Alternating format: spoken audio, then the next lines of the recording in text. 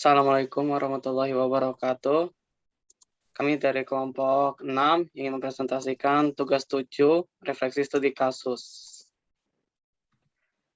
Nama kelompok kami, Joy Masril Sinaga, Riza Syauki Mutaki, Alia Fauzia Rasya, M. Dafa Zahid Ilyas, Hasna, dan juga Paul Persada Sianturi.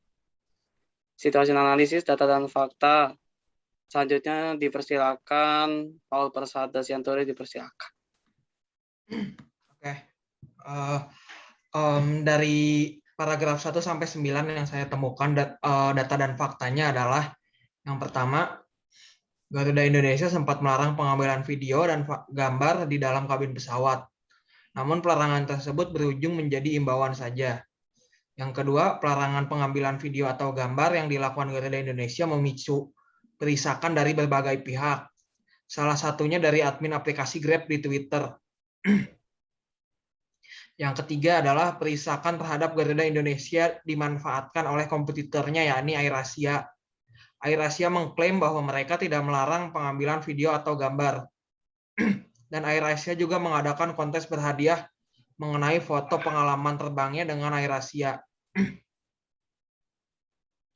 Yang keempat adalah Emilia Basar yang mana menjabat sebagai pakar komunikasi marketing dan praktisi humas mengklaim bahwa tindakan pemanfaatan yang dilakukan AirAsia adalah hal yang biasa terjadi dalam strategi pemasaran bisnis. Namun dia menilai bahwa memang strategi tersebut kurang etis. Sekian dari saya, selanjutnya akan dilanjutkan oleh Riza. Iya, yang saya dapatkan dari data dan fakta yaitu yang pertama, pakar komunikasi marketing dan praktisi humas menilai cara yang dilakukan AirAsia untuk elegan karena aturan pengambilan gambar telah berubah menjadi imbauan. Pakar komunikasi marketing dan praktisi humas menyarankan agar strategi marketing lebih diarahkan untuk mendorong perubahan perilaku konsumen ke arah yang positif. Pakar komunikasi marketing dan praktisi humas menilai cara yang dilakukan AirAsia tidak banyak berpengaruh terhadap peningkat penumpang karena memang dua maskapai penerbangan tersebut punya segmen yang berbeda. Pengamat bisnis dan pemasaran menyampaikan efek dari blunder Garuda tidak akan berpengaruh terhadap penurunan jumlah penumpang karena kedua maskapai penerbangan ini bersaing secara tidak langsung baik dari sisi rure maupun jumlah penerbangan. Pengamat bisnis pemasaran tidak melihat adanya penurunan kualitas dari sisi pelayanan Garuda.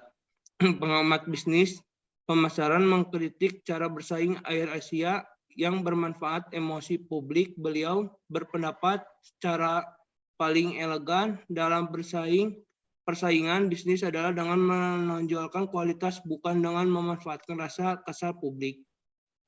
Pengamat bisnis dan pemasaran mengatakan bahwa psikologi massa sulit dilawan.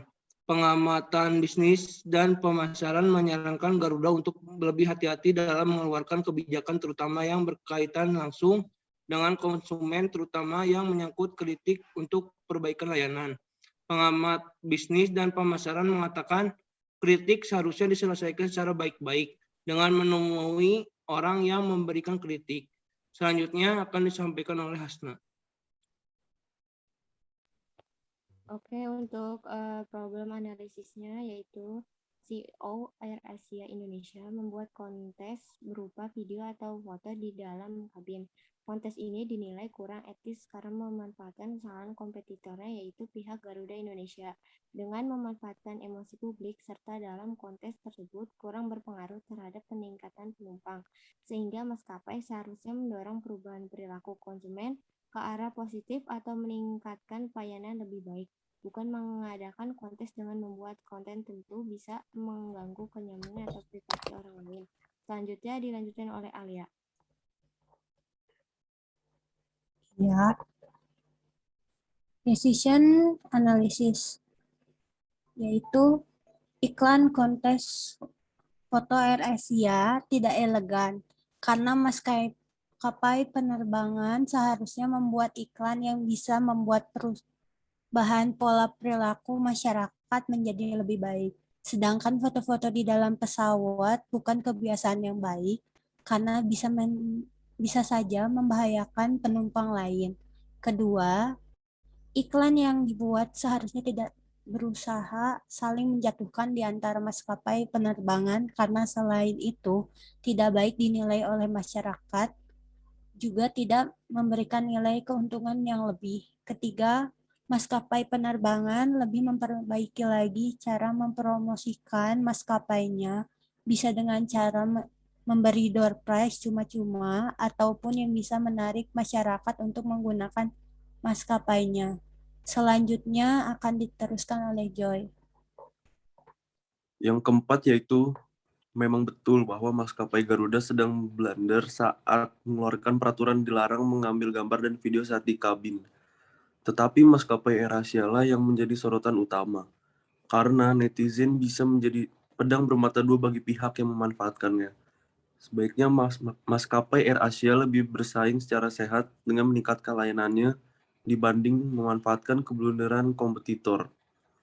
Yang kelima yaitu, dan lagi setiap maskapai memiliki segmentasi pasarnya tersendiri. Jika ingin meraup penumpang lebih banyak, ada baiknya membuat inovasi baru. Selanjutnya, Dava. Potential problem analysis, yaitu solusi akhir. Yang pertama adalah strategi nomor 2 dan juga nomor 4. Yang kedua yaitu iklan yang dibuat seharusnya tidak berusaha saling menjatuhkan di antara maskapai penerbangan, karena selain itu tidak baik dinilai oleh masyarakat. Juga tidak memberikan nilai keuntungan yang lebih, karena dengan cara ini bisa menghilangkan isu yang negatif di perusahaan. Yang ketiga, memang betul bahwa maskapai Garuda sedang blunder saat mengeluarkan peraturan dilarang mengambil gambar dan video saat di kabin. Tetapi maskapai AirAsia lah yang menjadi sorotan utama. Karena netizen bisa menjadi pedang bermata dua bagi pihak yang memanfaatkannya. Sebaiknya maskapai AirAsia lebih bersaing secara sehat dengan meningkatkan layanannya dibanding memanfaatkan keblunderan kompetitor. Sekian dari kelompok kami. Mohon maaf atas kekurangannya. Wassalamualaikum warahmatullahi wabarakatuh.